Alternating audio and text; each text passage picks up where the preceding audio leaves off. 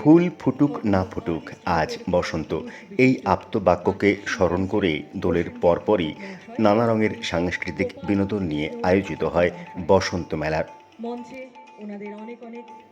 এবারের তৃতীয় বর্ষের বসন্ত মেলার শুভ উদ্বোধন হল গত ৪ঠা এপ্রিল খড়দহের স্বামী পূর্ণানন্দ মুক্তমঞ্চে। বিকেল ৪টায় বৈতালিকির অনবদ্য পরিবেশনা ও উদ্বোধনী নৃত্যের তালে তালে প্রদীপ প্রজ্বলনের মধ্য দিয়ে অনুষ্ঠানের শুভ সূচনা করেন অনুষ্ঠানে উপস্থিত খড়দহের বিশিষ্ট গুণীজনেরা।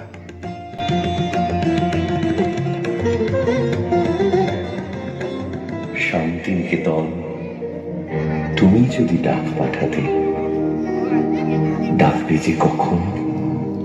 বসন্ত দিন যাচ্ছে চলে, বসন্ত দিন যায়, আবির আমার উড়ে। অনুষ্ঠানে উপস্থিত বিশিষ্ট কবি পরাশর বন্দ্যোপাধ্যায় বলেন, মনের বসন্ত যেমন এটা খুব সুন্দর লাগলো, খুব সুন্দর কথা, এটা কাব্যিক। মনের বসন্তটাই থাক, প্রকৃতির তো এখন ভারসাম্য হারাচ্ছে, এই সময় সেরকম পরিবেশ থাকে না। কুহু কুহু কোকিলের ডাক, মৃদুমন্দ বাতাস, ফাগুন হাওয়া, উদাসী মন পলার, তার মধ্যে থেকে যেটা হচ্ছে এটা খুব ভালো লাগছে। এত মানুষের সমাগম, নাচে গানে কবিতায় জমজমাট। যেটা আপনি বলছিলেন যে বাঙালির সংস্কৃতিতে এগুলো হারিয়ে যাচ্ছে, আরো কত বেশি জোরদারভাবে এগুলো আমাদেরকে দায়িত্ব নিয়ে করা উচিত। অবশ্যই আমাদের দায়িত্ব নিয়ে যদি আমরা না এগিয়ে আসতে পারি, আমাদের যা পরম্পরা, বাংলা সংস্কৃতির যে পরম্পরা, আমাদের চর্যাপদ, আমাদের কীর্তন, আমাদের কবিতা, আমাদের গান, আমাদের রবীন্দ্রনাথ রয়েছেন, রয়েছেন আমাদের, কাজে আমাদের অনুকরণ করতে হয় না, কিন্তু আমরা অনুকরণ করতে বাধ্য হচ্ছি। সেই জায়গা থেকে বাঙালিকে বাঁচতে গেলে আজকে যেমন পটকথা দেখলেন সুন্দর হলো, আমাদের ফিরিয়ে আনতে হবে, সেটা আমাদেরই রুচির পরিবর্তন। পরবর্তী প্রজন্মকে জানাবার জন্য খুব দরকার, এগুলো খুব দরকার। এটা খুব বার্তা যে আমি মনে করি আমাদের পরবর্তী প্রজন্ম জানুক যে আমাদের গর্ব কোথায়, আমাদের অহংকার কোথায়, আমাদের সাংস্কৃতিক চেতনা, সেই চেতনাকে ঐতিহ্যবাহী দিককে তুলে ধরার দরকার। বসন্ত মেলার উদ্বোধনী সন্ধ্যায় উপস্থিত বিশিষ্ট অতিথিরা বাংলা তথা বাঙালির কৃষ্টি ও সংস্কৃতি রক্ষার স্বার্থে আরও বেশি বেশি করে এ জাতীয় অনুষ্ঠানের আয়োজন ও তাতে সকলের অংশগ্রহণের উপর জোর দেন। সকলকে শুভ বসন্ত মেলার অনেক অনেক শুভকামনা। আমরা যারা এখানে উপস্থিত আছি তারা তো বটেই, এবং যারা উপস্থিত নেই তারাও লক্ষ্য করে দেখবেন, যেখানে আমার অনুষ্ঠান রয়েছে সেখানে আমার পদধূলি পড়ে, যেখানে আমার যেদিন অনুষ্ঠান নেই সেদিনকে আমার পদধূলি পড়ে না। হয়তো কাজে ব্যস্ত থাকেন সবাই, কিন্তু তবুও এই যে সংস্কৃতির অঙ্গনগুলো, এগুলো সমৃদ্ধ করবে কারা?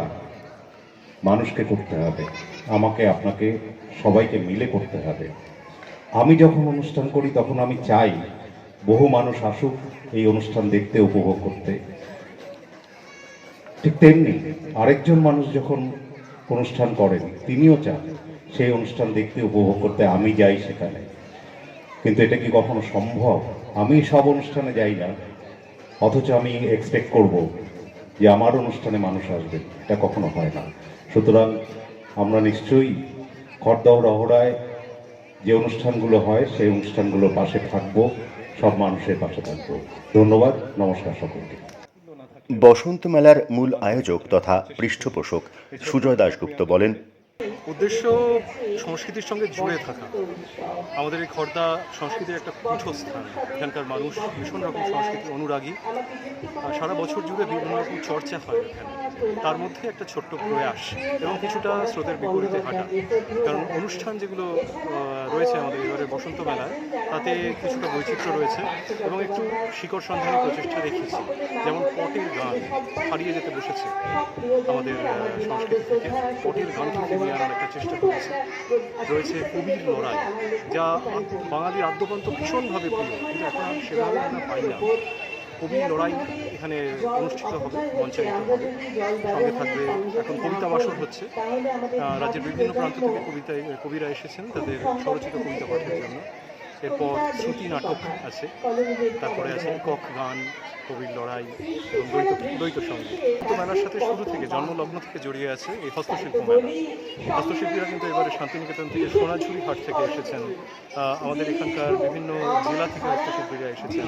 যেমন আছে শান্তিনিকেতনের ব্যাগ, যেমন শান্তিনিকেতনের কাঠের জিনিস, ডোকরার জুয়েলারি, জামা কাপড়ের স্টল। এখানকার হস্তশিল্পীরা যারা, তারা তাদের হাতে বানানো ঘর সাজানোর জিনিস নিয়ে এসেছেন, জামা কাপড়ের সম্ভার নিয়ে এসেছেন, কৃষ্ণনগরের মাটির পুতুল রয়েছে রকমারি খাবারের স্টল। সব মিলিয়ে জমজমাট মেলা। এলাকার খড়দহবাসীকে অনুরোধ এবং বাইরের মানুষদের অনুরোধ, যারা এই ভিডিও দেখছেন বা দেখবেন, সম্ভব হলে বসন্ত মেলার একটা দিন প্রাঙ্গণে আসুন। দেখুন আমরা কীভাবে বসন্তকে ভালোবাসা দিয়ে উদযাপন করছি এবং সেই ভালোবাসার রঙে আমরা আপনাদেরকেও বরণ করে নেব। এদিনই সন্ধ্যায় বাংলার প্রাচীন ও লুপ্তপ্রায় পটের গান পরিবেশন করেন শ্রুতিজাতকের শিল্পীরা।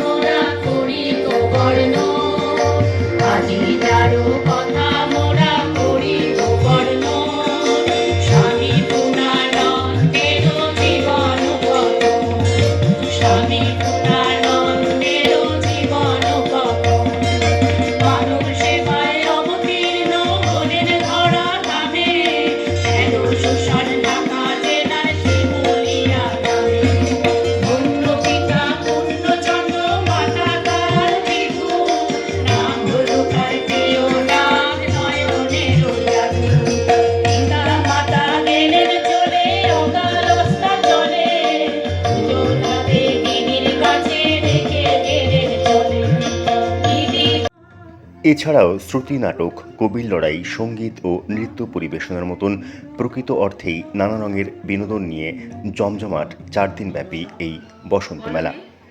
আমি চন্দ্রা দাস। আকাশ বাতাস মেতেছে আজ বসন্ত উৎসবে, গাছে গাছে পাখি মেলে দিল আঁখি কুসুম কলরবে। ভালোবাসা হলো